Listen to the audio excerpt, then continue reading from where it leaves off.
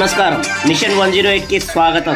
గుడిపల్లి మండలంలో యూరియా కోసం రైతుల ఆవేదన. ఇంతవరకు తీరని యూరియా కష్టాలు, చేతికొచ్చిన పంట ఆగమైందని రైతుల ఆవేదన.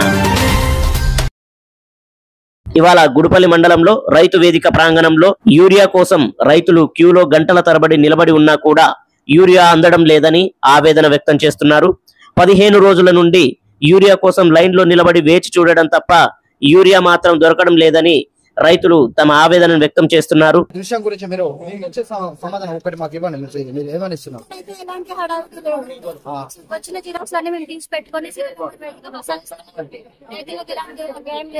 రైతులు బయట వాళ్ళందరూ వాళ్ళే మొత్తుకుంటున్నారు.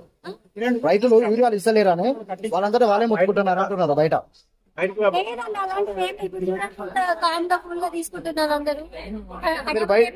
మీరు ఇక్కడ కూర్చొని కామ్గా కూల్ అన్నారు, బయటకు వచ్చి చూసి వాళ్ళు ఎట్లా హర్షం వ్యక్తం చేస్తున్నారో మీకు గమనించవచ్చు అని మేము ఒక మేడం మేము చెప్పేది ఏంటంటే ప్రతి ఒక్క రైతుకు న్యాయం జరిగే విధంగా మాట్లాడాలని చెప్పేసి మేము చెప్తున్నాం.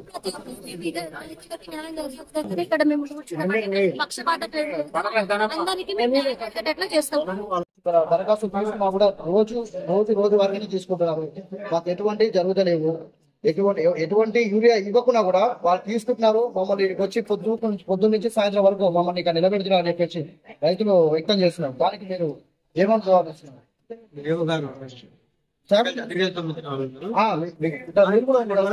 మీరు కూడా చెప్పాలి కదా సార్.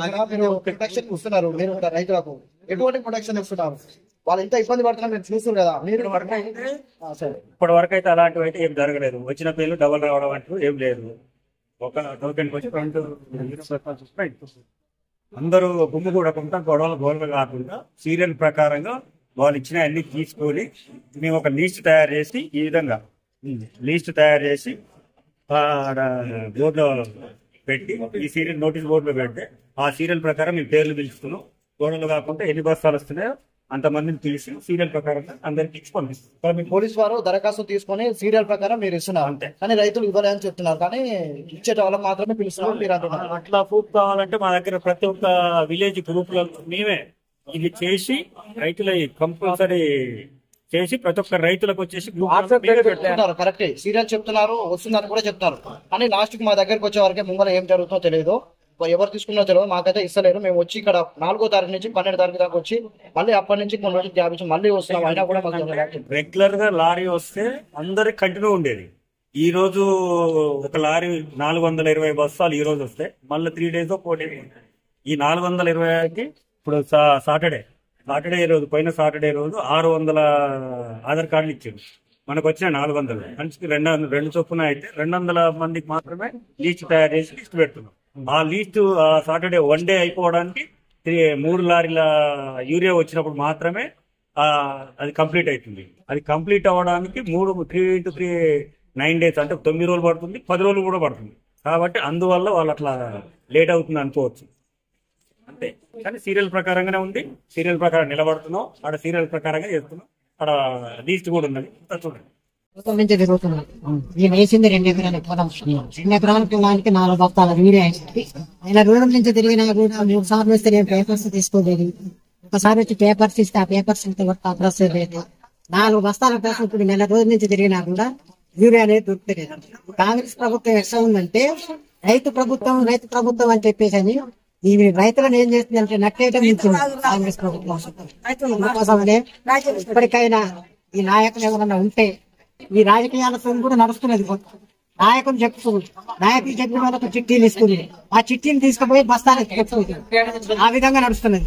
మొన్న మేము పోయి చూస్తే గోదాం కాడ సాయంత్రానికి రైతు చిట్టి తీసుకొని వస్తే అలా అమాంతిలో ఏం చేసి 8 బస్తాలు పక్కకేసుకున్నారు. వాళ్ళు 8 బస్తాలు పక్కకేసుకొని సార్ పిలుస్తున్నాం నాడా అని చెప్పి అనగానే ఆ రైతుకి ఏం తెలియదు. ఆ రైతు ఆ చిట్టి తీసుకొని మళ్ళీ గోదాము తీసుకొచ్చి మళ్ళీ ఆడిపోయే సరిగ్గా బస్తాలు వేసుకుంటుంది. అట్లా కుంభకోణం జరుగుతుంది.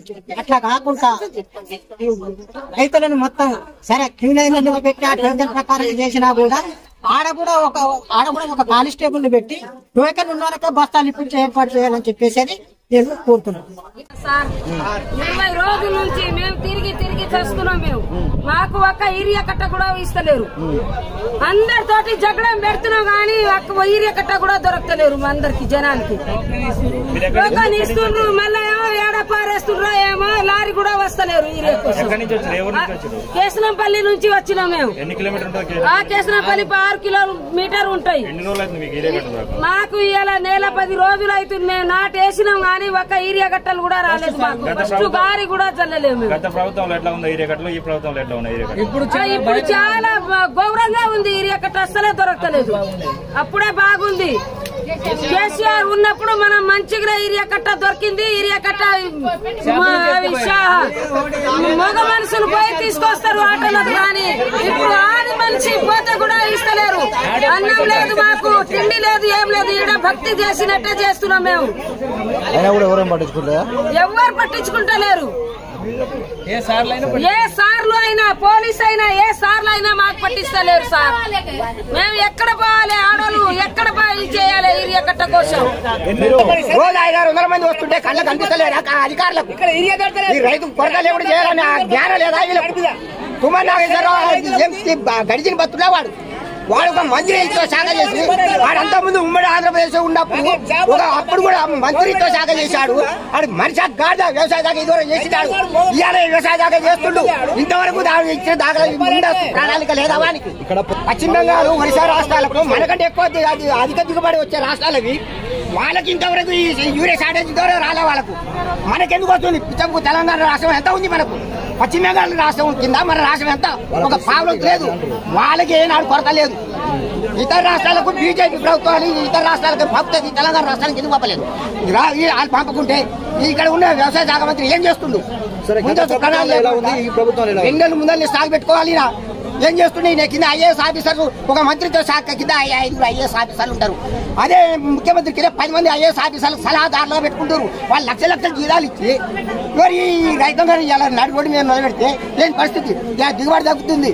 ఇవాళ పెట్టే పెట్టుబడి వెళ్ళవు. రేపు జనవరి, ఫిబ్రవరి వచ్చే వరకు రైతులు ఆత్మహత్యలు చేసుకునే ఇది పర్ఫెక్ట్. ఇది ఏంటంటే ఆత్మహత్యలు ఎందుకు పెరుగుతాయంటే ఇవాళ దిగుబడి తగ్గి పెట్టుబడి పెరిగి ఇయ్యలేక, ఇచ్చినోడికి ఇయ్యలేక ఇలా ఆత్మహత్యలు పెరుగుతారు. రేపు జనవరి, ఫిబ్రవరిలో వాడేమైనా కట్టిస్తాడా రైతు కుటుంబాన్ని? ఆడుకుంటాడా? ఇలా కట్టిన వాళ్ళకే